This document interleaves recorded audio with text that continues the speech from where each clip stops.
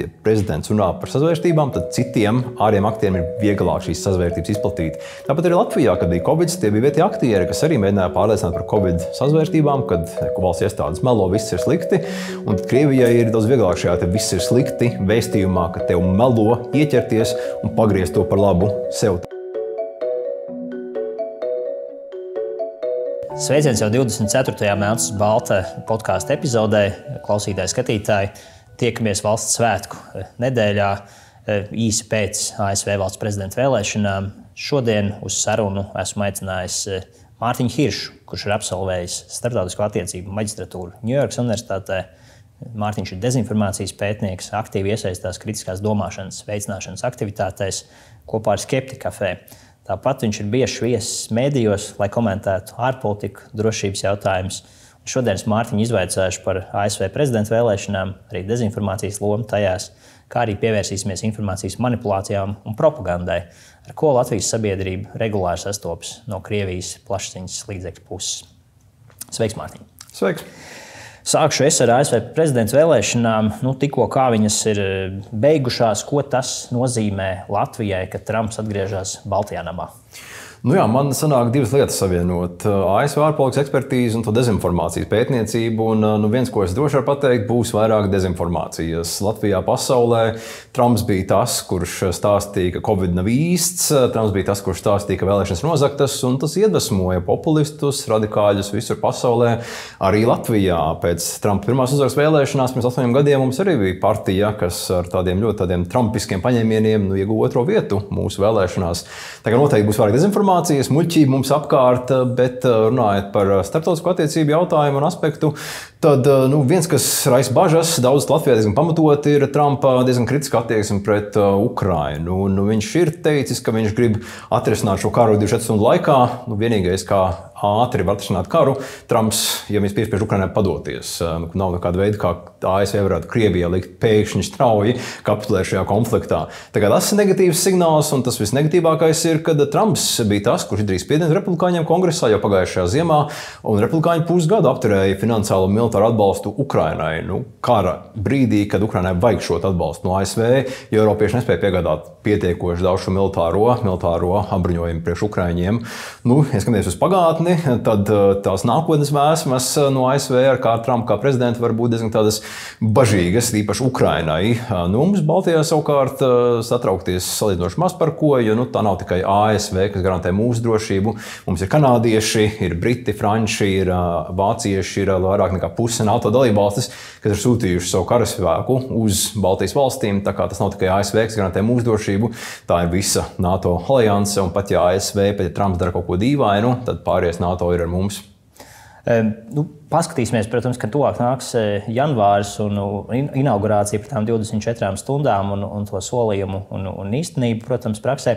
Bet dezinformācija, manipulācijas, bija daudz dažādas ziņas arī mēdījos. Vēl dienu pirms prezidenta vēlēšanām Amerikā bija arī liela BNN ziņa par to, ka dezinformācija spēlē ievērojumu lomu šajā te kopējā kampaņā, bet ko tu apvienot jau teici, tu esi gan ārpolitikas eksperts, gan arī dezinformācijas pētnieks. Tā, es ticu, ka tu sekoji arī tam no šāda aspekta, kā tu vērtētu, cik lielu lomu Trumpa nonākšana Baltajā namā, cik lielu lomu tur spēlēja dezinformācija.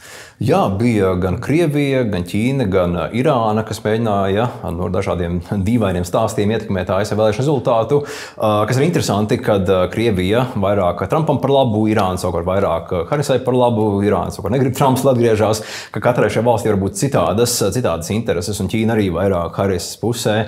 Bet tas galvenais stāsts par šo te citu trešo valstu iejaukšanos ASV ir tas, ka tā iejaukšanās 100 miljonu ASV dolāru apmērā.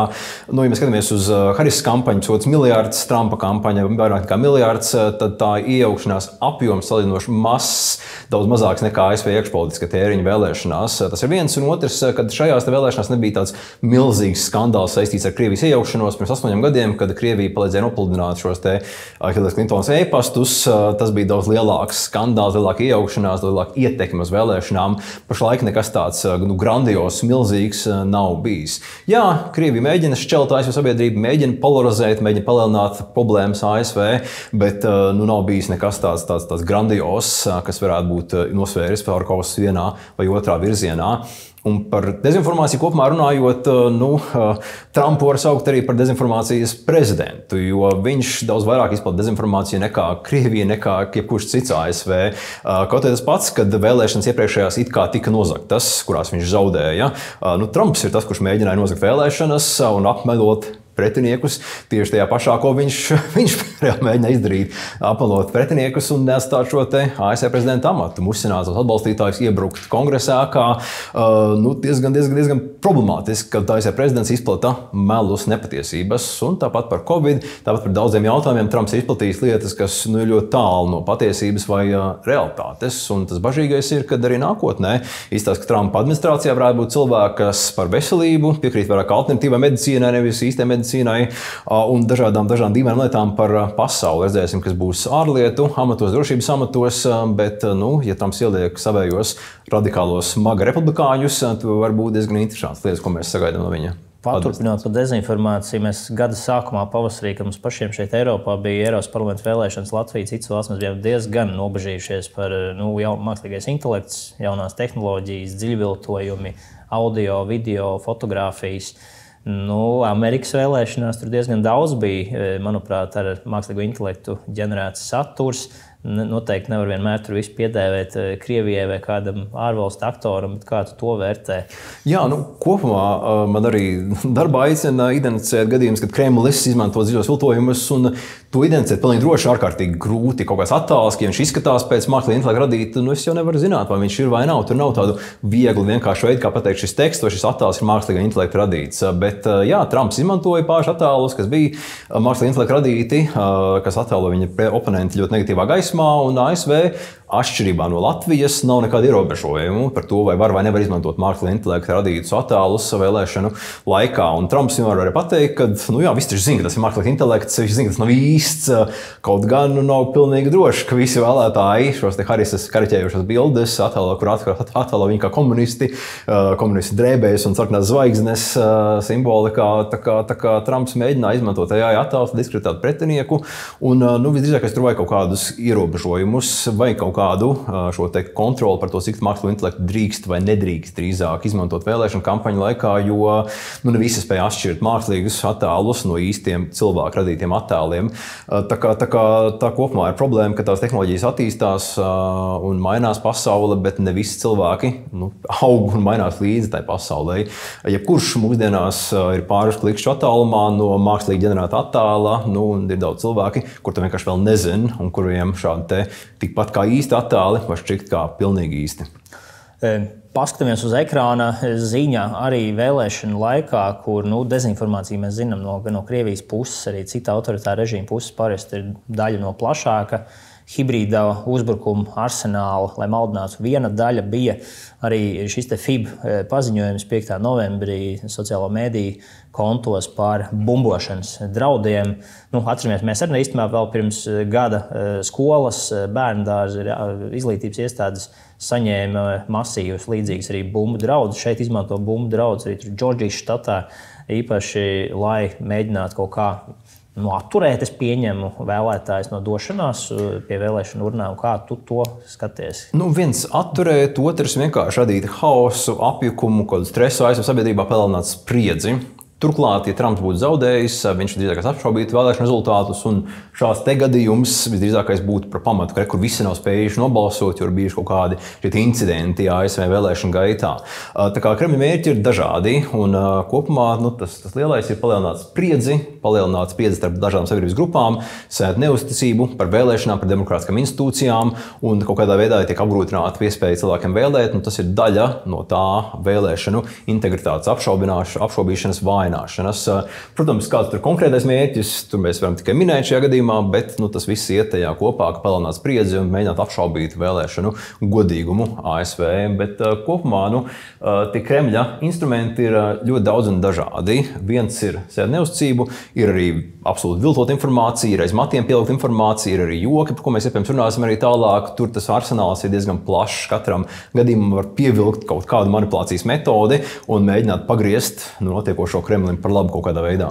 Tieši par jokiem es gribēju jautāt.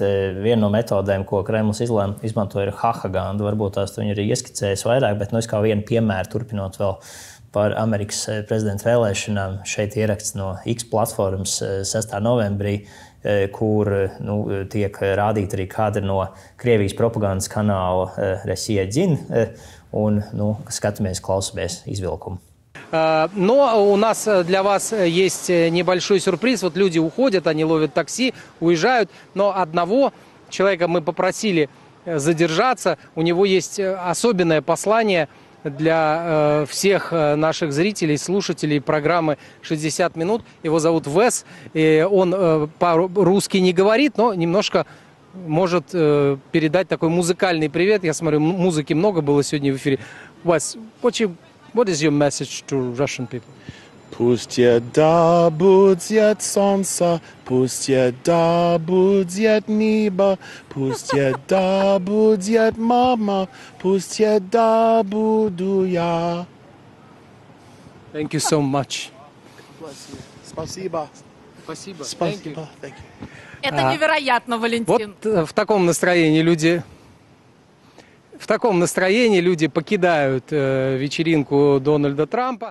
Respektīvi, kadri, kur viens Kremļa propagandists intervē it kā Trumpa atbalstītāju, nospriežot pēc cepures noformējuma Make America Great Again.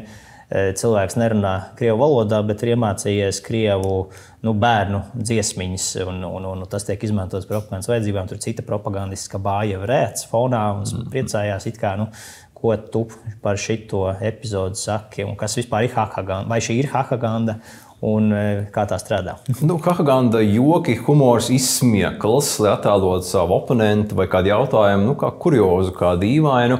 Un ASV Kremļa propagandā ļoti bieži tiek attēlota kā smieklīga, ne tāda nopietna, tāda kurioza valsts. Ir ziņu stāsti, kad Baidens aizmiega konferencē, kad ir blusa zemūdenē, kaut kas dīvains notiek Amerikā.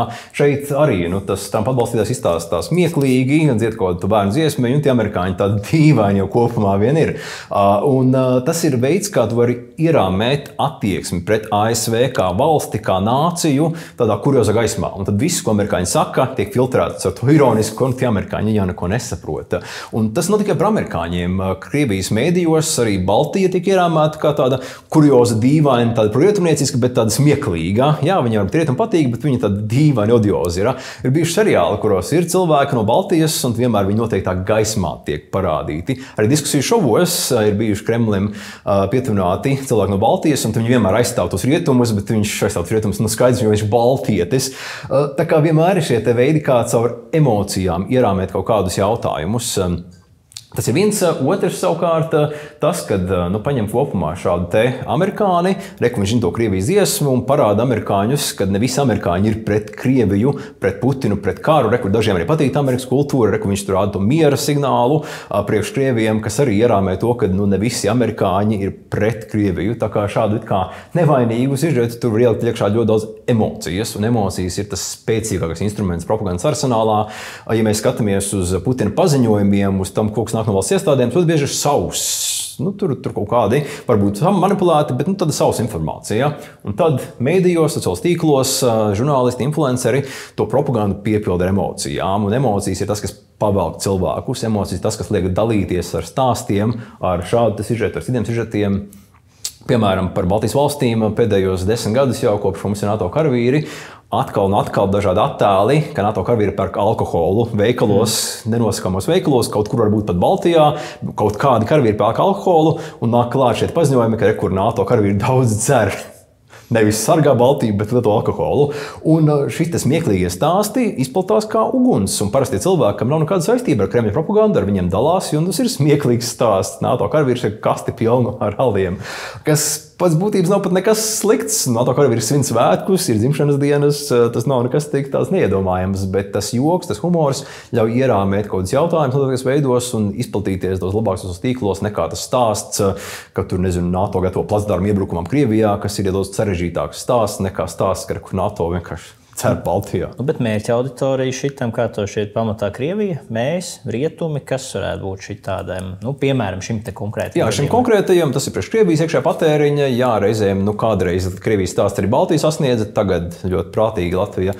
Lietuva Igaunijas aizliegusi Krievijas šos TV propagandas kanālu, bet šis vairāk priekš Krievijas autorijas, kad jā, ASV tāda kurioza un nekur ne visi amerikāņi ir pret mums ir arī sabiedrotie tur okeāna otrā pusē, visdrīzāk tas var būt tas mērķis.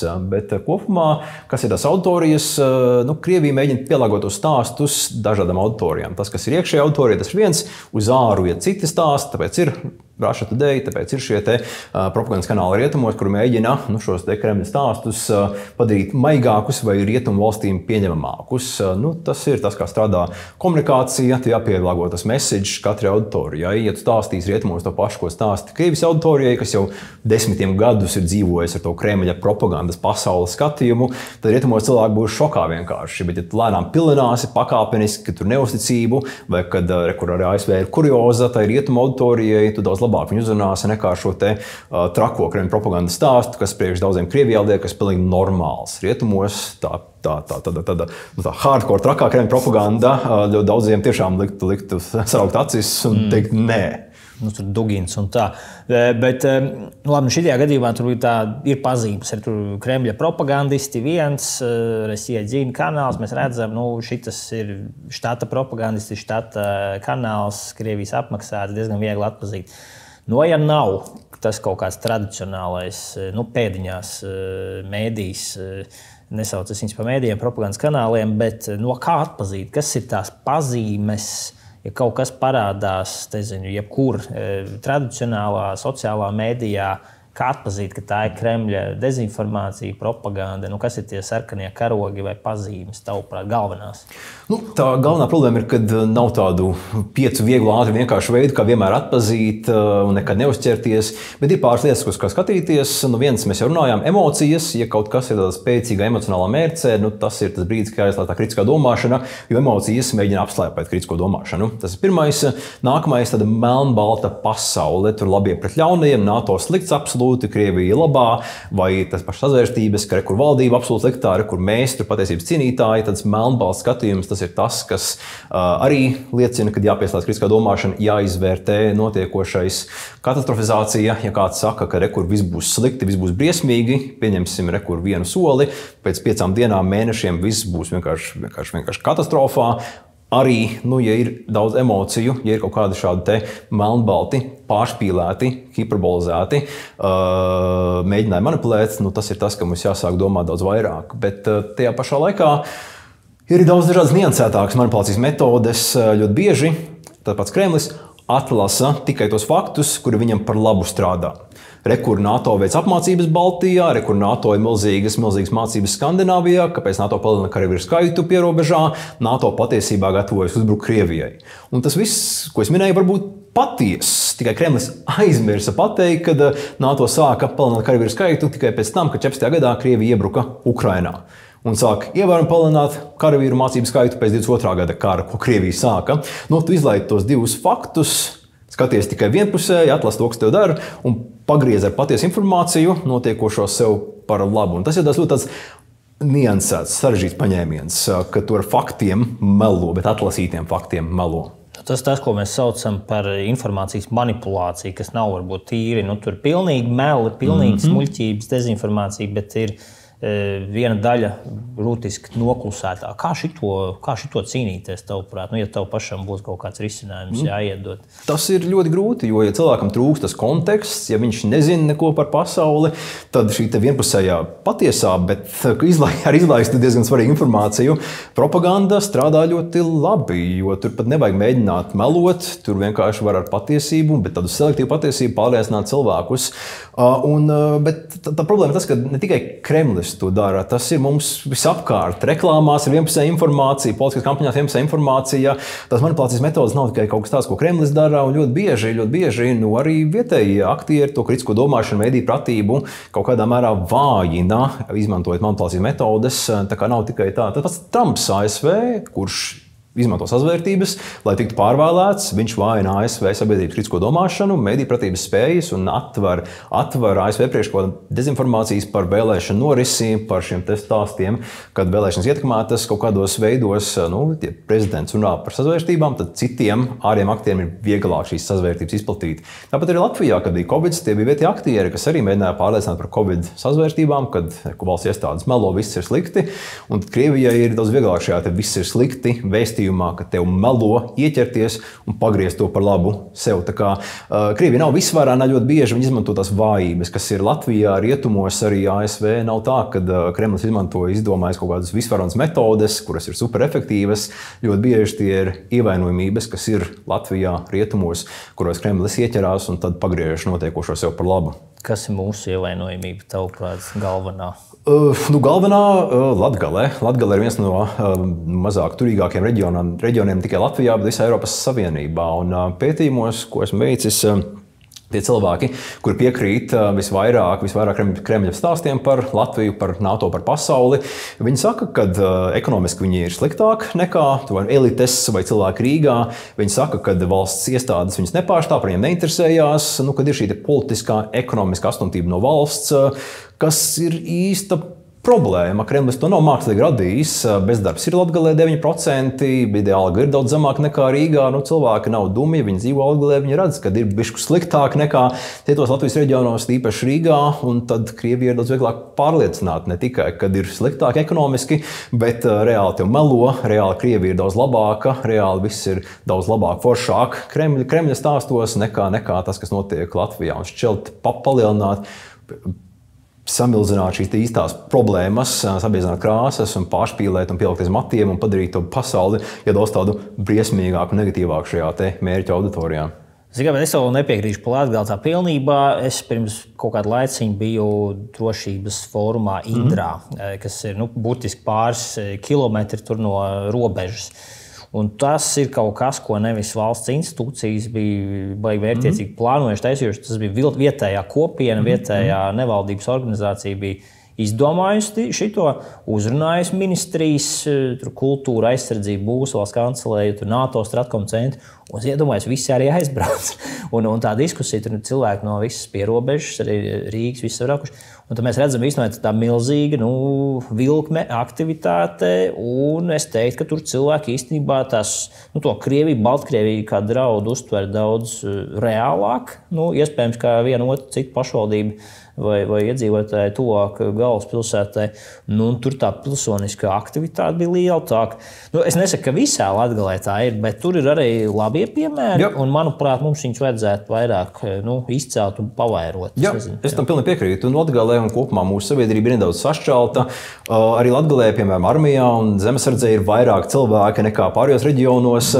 Tā kā ir šīs dažādas grupas. Ir viennozīmīga grupa, kas ir patriotiskāka, ir vairāk par Latviju, tieši tāpēc, kad viņi jūtās, kad viņi tiek ierāmēti bieži vien kādā problemātisks reģions. Bet tie pašā laikā ir tie, kuri patērē Kremļa mēdījus ļoti ilgstoši, ir tie, kuri tic tiem Kremļa stāstiem, un ir arī tā, ka ir problēmas ekonomika Latgalē. Ir arī, protams, veiksmes stāsti, jā, bet ir tas Latgales reģions nedaudz aizmirsts kopējā Latvijas kontekstā. Par efektivitāti. Cik efektīva?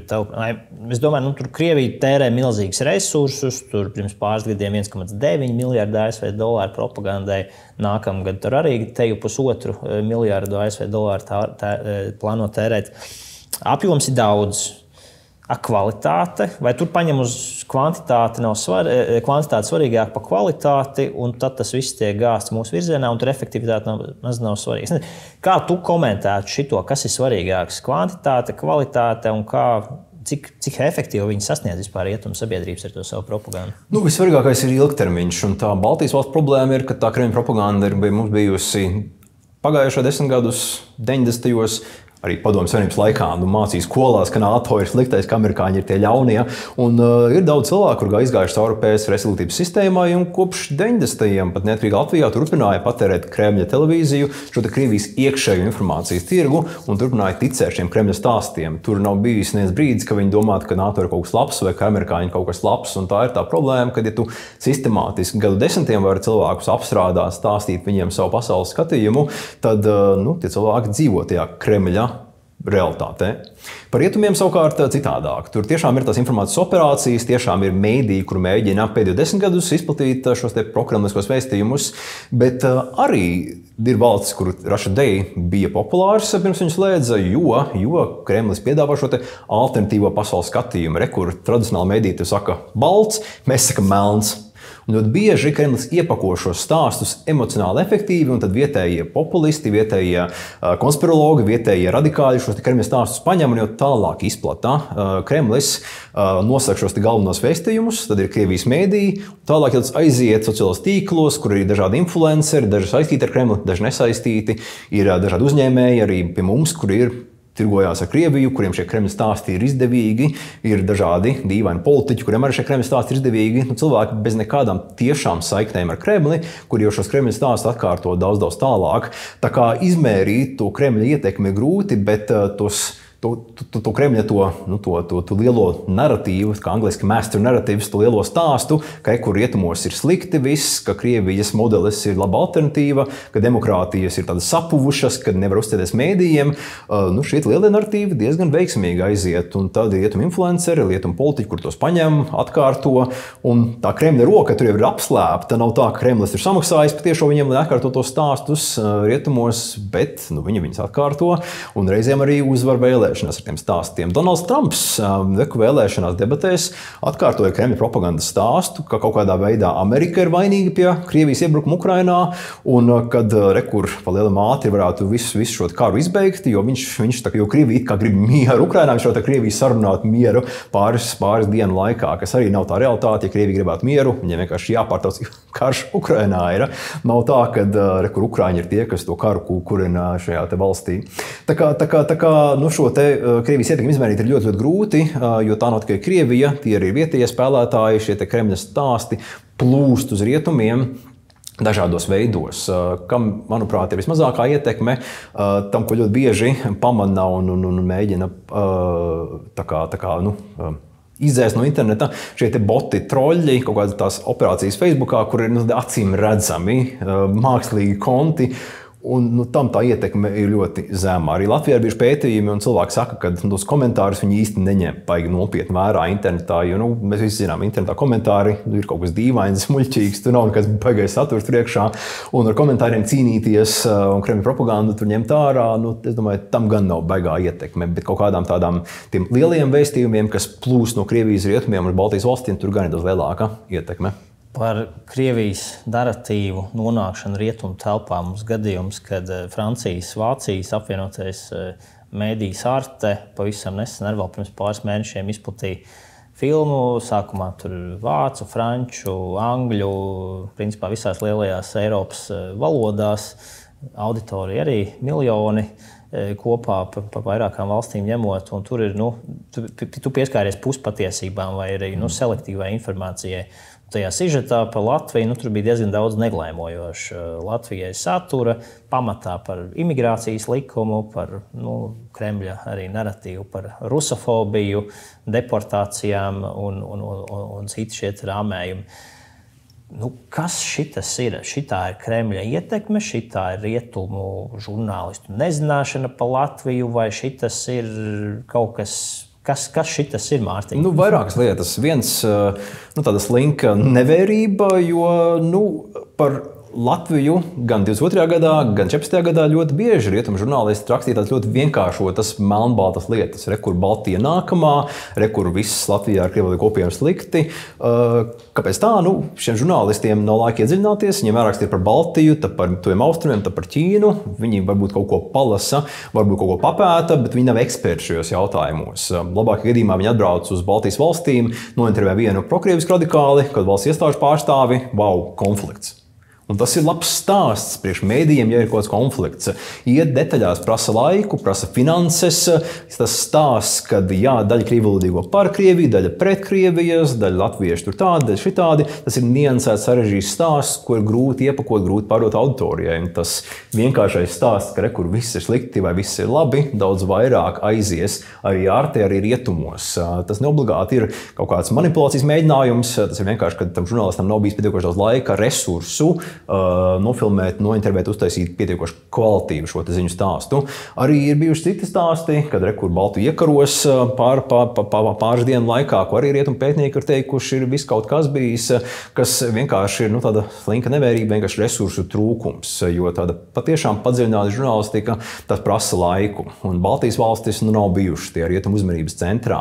Tāpat Ukraina arī ļoti smagi cieta no šīs rietumu nevērības mēdīju 14. gadā. 14. gadā ļoti daudz rietumu mēdīju nopirka Kremļa propagandas naratīvus. Ļoti daudz žurnālisti bija bāzēti Maskavā, nevis Kijevā. Viņi nebija uz vietas Ukrainā, viņi nebija saskārušies šiem Kremļa manipulācijas metodēm.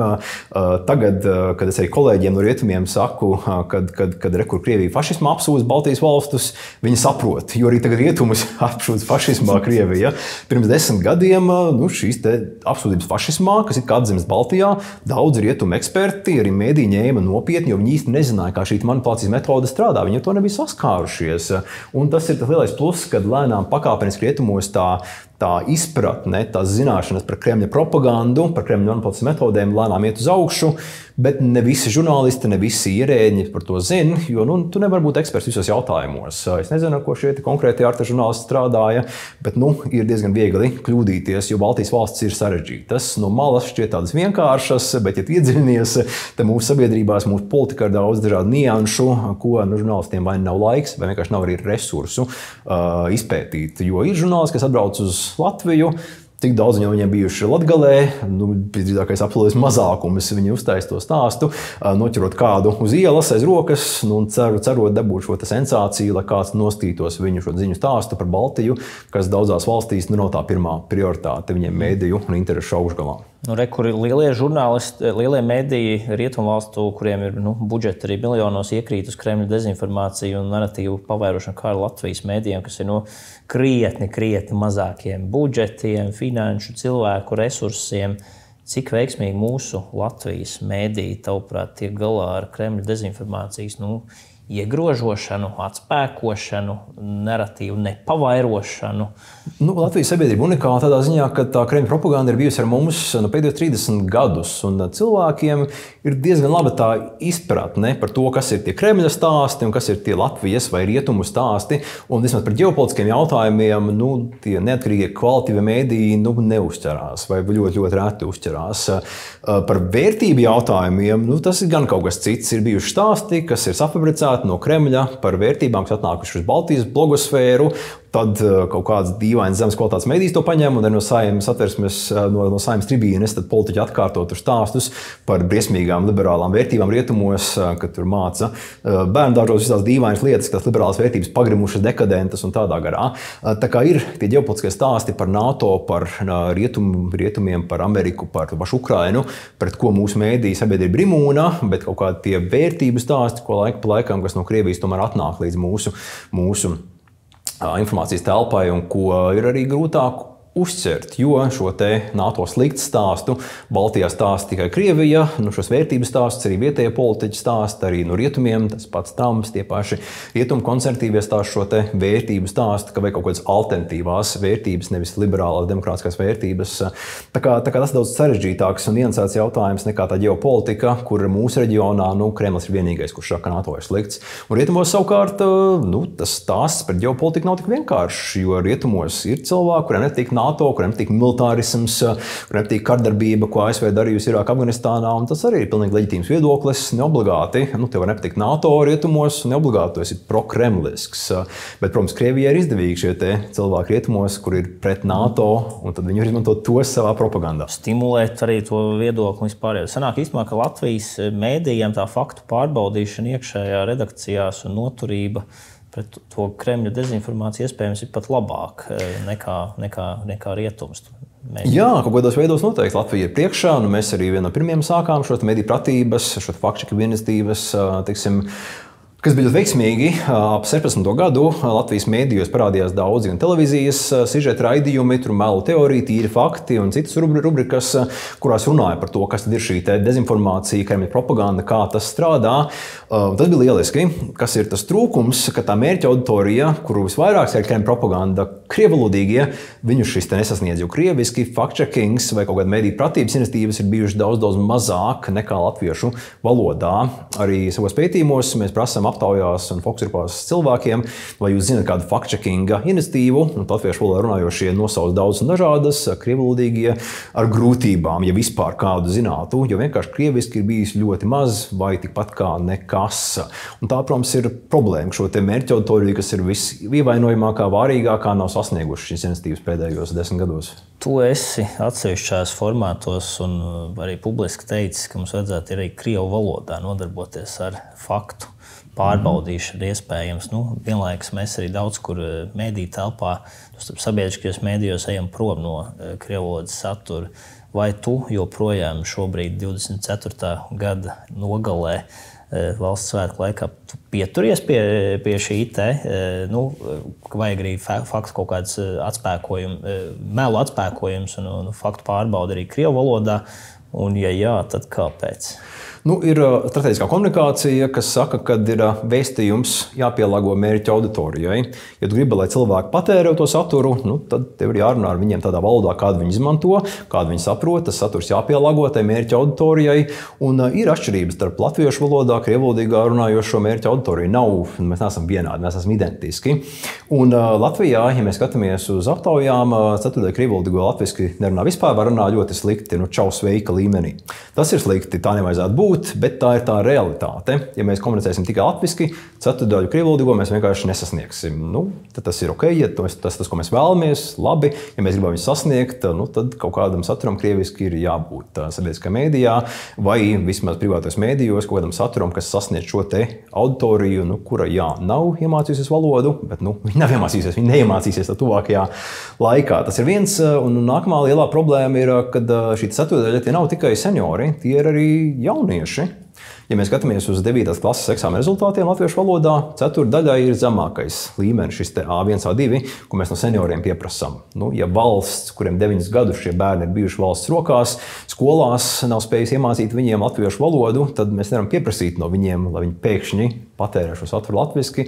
Jāskārto izglītības sistēma, lai tiešām visi bērni, kuri beidz skolu Latvijā, runā latviski labi, var patērēt mēdījus, saturu latviešu valodā, un tad var teikt, ka slēdzam saturu krieviski, jo neviens vairs krieviski jaunietis nerunā Latvijā.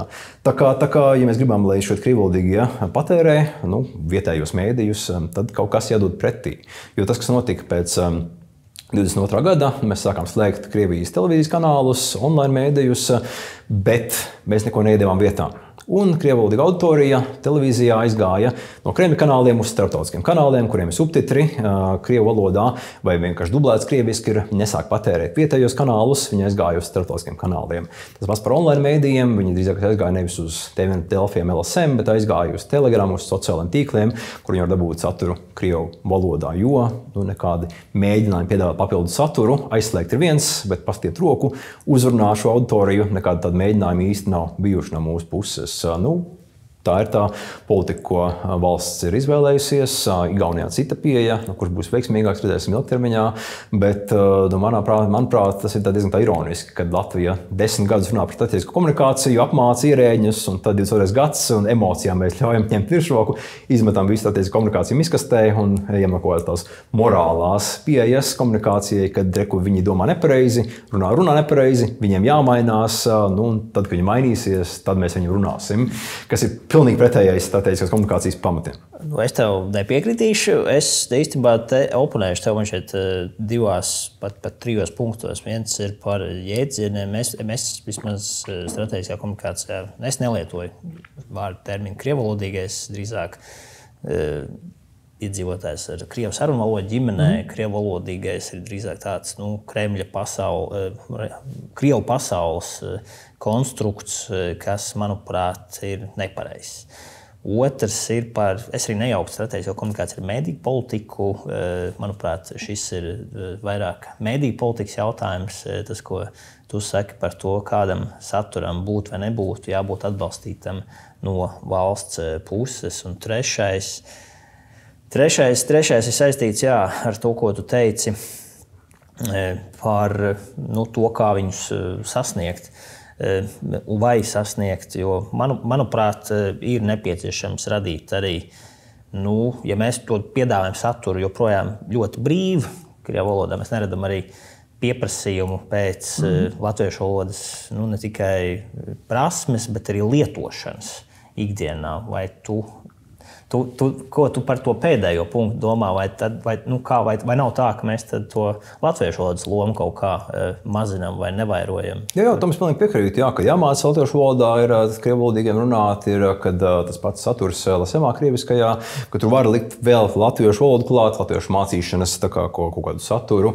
Tas viennozīmīgi neizslēdz viens otru. Par tiem krievvalodīgiem gan, es nezinu, tas tā kā Krievvalodīga normāls termins socioloģija aptaujās, un mums ir Latvijā cilvēki, kas izmanto krievu valodu ikdienā, mājās, ģimenē, darbā.